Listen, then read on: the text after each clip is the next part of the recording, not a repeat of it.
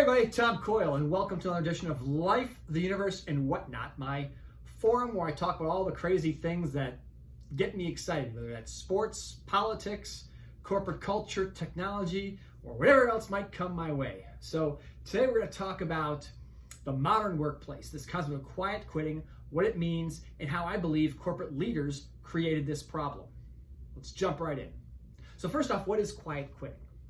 Quiet quitting it started being used during COVID toward the tail end of the lockdowns of people not giving their max effort. Now, depending on who's writing the term about quiet quitting, if they're kind of pro-business, pro-employer, they're saying, oh, these are just lazy people. They just don't want to work hard anymore. And if you're taking the employee side, you're saying, well, hold on. This is not just me not trying to put in 100% effort. I am putting in a 100% effort with limits on my time. I'm going to set up boundaries so that I can be healthy, work out, spend time with family, do things I like doing. So that's what's kind of going on here. So depending on what side you sit, whether you're like the corporate leadership or the actual workforce, you're going to have two different views on this quiet quitting, whether it's a good thing or a bad thing. But corporate America has created this problem. Layoffs, bad decision making, doing all kinds of crazy stuff.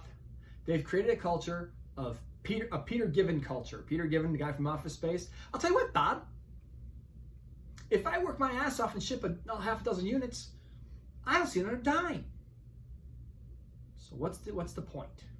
And that's just it. What's in it for them? Now people say, oh, well, that's terrible. They don't really think about the company.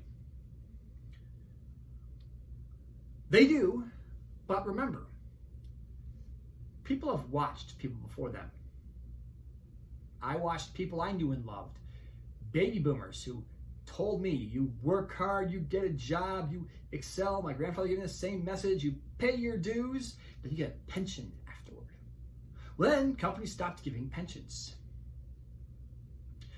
You used to get a gold watch if you spent 25 years at a company. Pretty standard practice. Now, maybe they'll give you a gift certificate for like Burger King. I mean, they have, just like the airlines in general, corporate culture is like flying an airline. You used to have a bunch of perks and the perks just keep on dropping, but they expect you to put up with it. And that's where we are in corporate culture. Baby boomers, I started talking about this.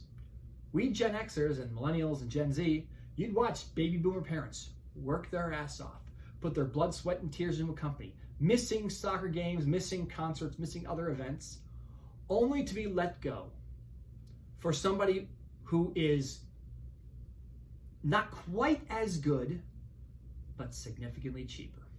And that is a direction corporations have been going for a long time. Let's get rid of the expensive older guy and bring in the younger, cheaper guy who may not be as good, and oftentimes is not. But the price made sense. Or look at companies that went bankrupt, Toys R Us, because the board made a lot of dumb decisions. Or, for example, take a company like Kodak. They didn't embrace digital film, and they tanked. Or something even simpler, Mark Zuckerberg, not simpler, but take a tech company. These tech companies are where the geniuses are. Mark Zuckerberg dumps a bunch of money in this whole metaverse concept. The stock is bleeding, the company's hemorrhaging cash.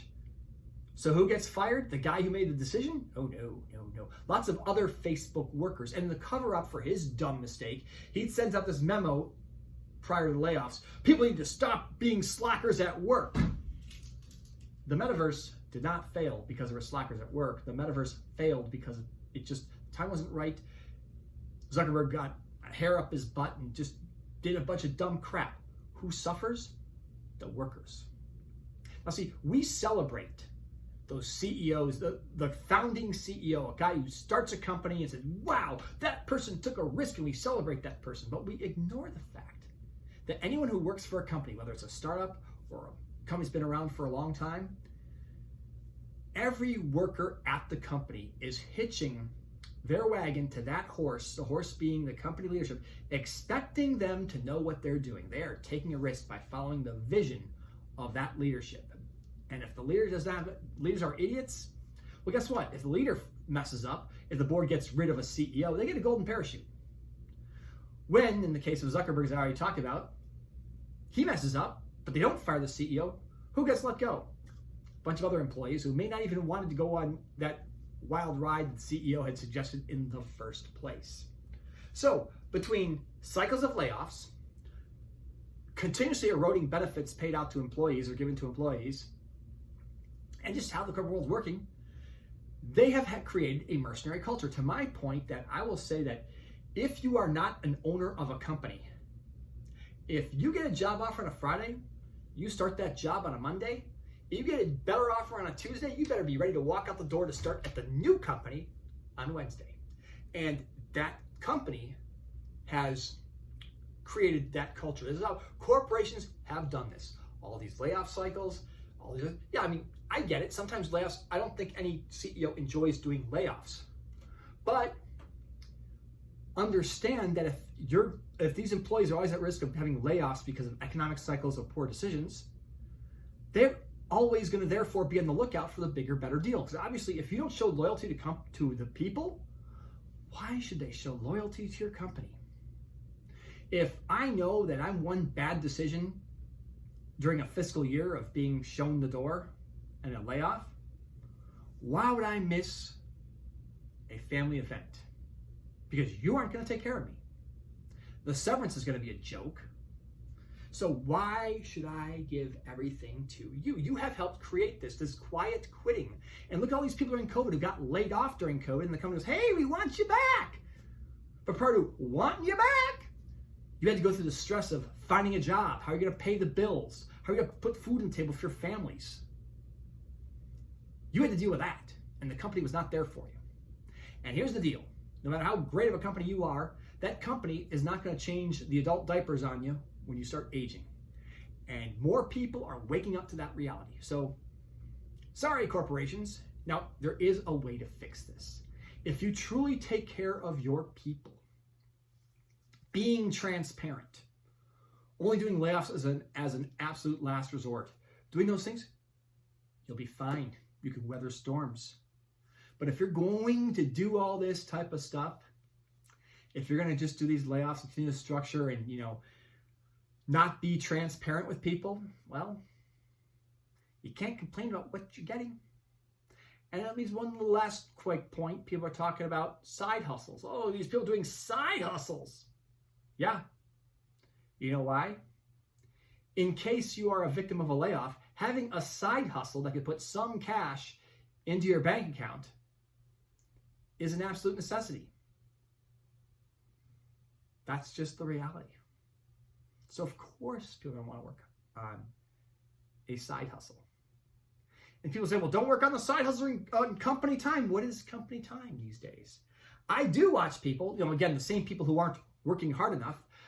You go to a kid's soccer game, you see all the parents in the stands checking their work emails. So obviously people are working. We have this blended life where people, even the people who are setting up boundaries, aren't setting proper boundaries, I think. So what is the company time? If I'm in the gym and I come up with an idea, which this has happened to me once, I think of an idea for the organization, and I do all this stuff, I'm technically off the clock. I didn't charge it, but that idea was a whiz-bang idea that did wonders. I didn't get to charge the company time for that. Probably should have. So we do have a blended world that also does some of these things. But so because that's been creeping up of what is company time and people waking more and more into evenings and early mornings and other random times, waking in the middle of the night checking emails. Setting boundaries is a healthy thing. The reality here is just being transparent with each other. That's it. So anyway, I've taken enough of your time. Thanks for sticking around. Welcome your thoughts in the comments there. Take care.